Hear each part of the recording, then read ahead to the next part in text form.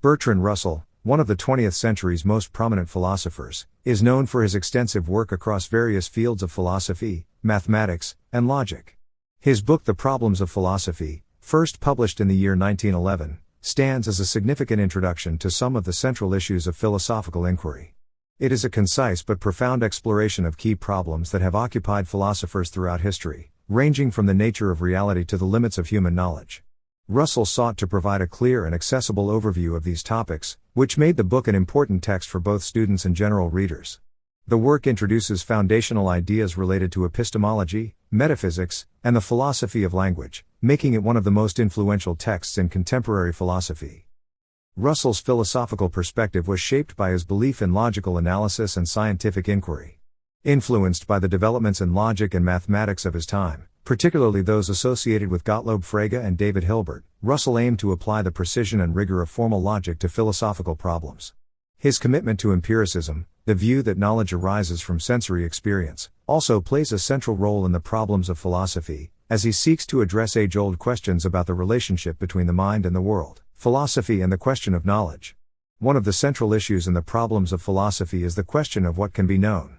Russell begins by investigating the nature of knowledge itself, asking whether there are things we can know with certainty. He highlights the distinction between knowledge by acquaintance and knowledge by description, two categories that are crucial in understanding how humans engage with the world around them. Knowledge by acquaintance refers to direct, immediate experience of things, while knowledge by description involves knowing things indirectly, such as when one knows about a distant country or a historical event through second-hand information. In addressing this distinction, Russell notes that the limitations of human perception and the influence of language make it difficult to achieve certainty. The sensory data we receive from the world are always filtered through our senses, which can be fallible. Even though we have direct experience of some things, the way in which we interpret and categorize those experiences can be subject to error. This recognition leads Russell to a form of skepticism, where the certainty of knowledge is questioned. At the same time, he argues that despite these uncertainties, it is still possible to achieve knowledge that is reasonable and reliable, even if it is not absolute. Russell also engages with the classical problem of the external world, which asks whether we can know anything about the world beyond our immediate sensations. This issue has troubled philosophers for centuries, from René Descartes' radical skepticism to Immanuel Kant's theory of the categories of the mind. Russell's response is rooted in his belief in the empirical approach to knowledge, where the external world is not just a projection of our minds but is something that exists independently of our perception. He contends that while we cannot directly access the ultimate nature of things, we can infer the existence and properties of the external world through careful observation and logical reasoning, reality and appearance. Another important issue Russell addresses is the distinction between reality and appearance. According to Russell, one of the central tasks of philosophy is to understand the relationship between what appears to us and what is truly real. Our senses provide us with experiences of the world, but those experiences may not always correspond to the objective reality. For instance, objects can appear distorted or deceiving under certain conditions, such as when we are looking at a mirage or a rainbow. How, then, can we know whether what we see is a true reflection of reality or merely an illusion? Russell explores this question by discussing the idea of sense data, which are the raw data that we receive through our senses, such as colors, shapes, and sounds. These sense data are the basis for all of our knowledge of the world, but they are not the same as the things themselves. For instance, when we see a tree, we are actually experiencing a set of sense data: the green of the leaves, the texture of the bark, and the shape of the branches. These sense data may not perfectly correspond to the tree as it exists in itself, and our perception of the tree can be influenced by external factors like lighting, distance, and our position. Nevertheless, for Russell, the task of philosophy is to determine how sense data relate to the external world and to build a coherent picture of reality based on these observations. Russell also considers the problem of other minds, which asks how we can know that other people have minds and experiences similar to our own. While we are immediately aware of our own thoughts and perceptions, we cannot directly experience the thoughts of others. Russell suggests that we infer the existence of other minds based on behavioral clues, such as the fact that people act in ways similar to ourselves. Just as we use sense data to infer the nature of objects in the external world, we use behavioral evidence to infer the mental states of others. While this inference is not as certain as direct knowledge, it is reasonable and forms the basis for our understanding of other minds. The value of philosophy. In The Problems of Philosophy, Bertrand Russell also addresses the practical value of philosophy. He acknowledges that many of the questions philosophers grapple with may not have definitive answers, and that philosophy can sometimes seem like a purely speculative enterprise.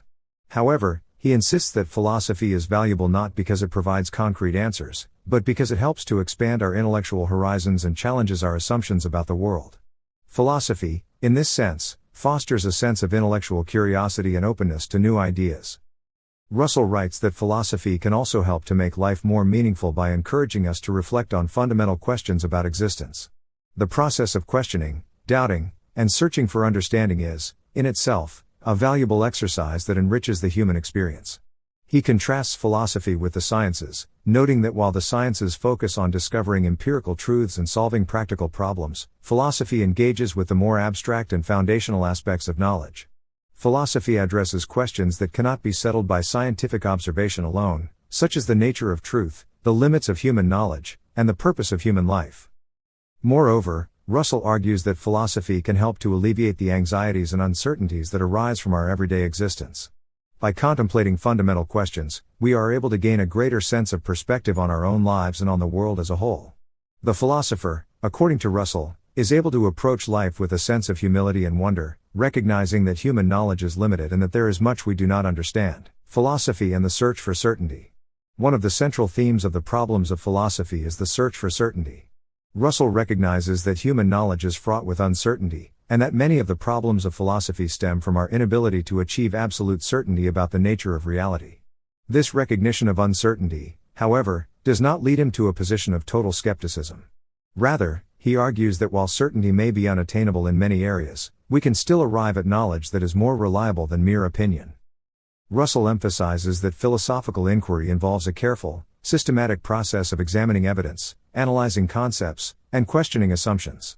This process does not yield definitive answers to all philosophical questions, but it allows us to approach these questions in a more rigorous and thoughtful manner. By engaging in philosophy, we can come closer to understanding the world, even if we are never able to fully grasp its ultimate nature. Philosophy, for Russell, is a continuous, open-ended search for understanding, rather than a quest for final, unchangeable truths. In The Problems of Philosophy, Bertrand Russell provides an accessible and thought-provoking introduction to some of the most important issues in philosophy.